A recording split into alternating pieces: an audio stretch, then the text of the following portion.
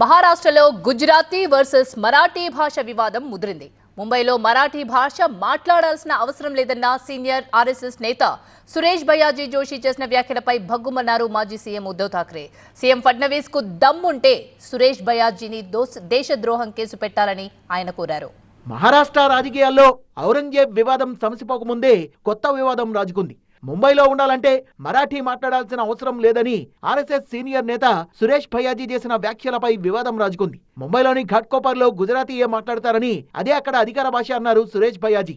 సురేష్ భయ్యాజీ వ్యాఖ్యలపై శివసేన ఉద్ధవ్ వర్గం మండిపడింది. సురేష్ భయ్యాజీపై దేశద్రోహం కేసు పెట్టాలని ఉద్ధవ్ ఠాక్రే డిమాండ్ చేశారు. ముంబైని గుజరాత్ లాక్కునేందుకు భారీ కుట్ర జరుగుతోందని, అందులో భాగంగానే ఆర్ఎస్ఎస్ బీజేపీ నేతలు ఈ వ్యాఖ్యలు చేస్తున్నారని ఆరోపించారు.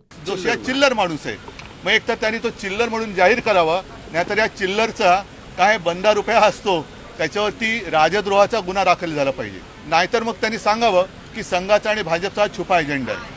एक तर कारवाई करावी, नाहीतर हे जे काय पाप आहे हे त्यांनी मान्य करावं. आतापर्यंत जर का आपण बघाल तर ही संघाची आणि भारतीय जनता पक्षाची नीती आहे की आधी एक पिल्लू सोडायचं. మహారాష్ట్ర అసెంబ్లీ లోపల బయట శివసేన ఎమ్మెల్యేలతో కలిసి ఉద్ధవ్ ఠాక్రే ఆందోళన చేపట్టారు. మహారాష్ట్ర ఏర్పాటు కోసం ప్రాణత్యాగం చేసిన అమరవీరులకు నివాళి అర్పించారు. అయితే తన మాటల్ని వక్రీకరించారని వివరణ ఇచ్చిన సురేష్ భయ్యాజీ మహారాష్ట్రతో పాటు ముంబైలో కూడా మరాఠీయే అధికార భాష అన్నారు. ये सवाल ही नहीं उठता कि मुंबई की भाषा मराठी नहीं है. महाराष्ट्र की भाषा मराठी है, मुंबई महाराष्ट्र में है और स्वाभाविक रूप से मुंबई की भाषा मराठी है. మహారాష్ట్రలో ఉండే వాళ్ళంతా విధిగా మరాఠీ నేర్చుకోవాలని, ఈ విషయంలో రాజీ పడే ప్రసక్తే లేదన్నారు. మరాఠీని ఎప్పుడో అధికార భాషగా గుర్తించామన్నారు.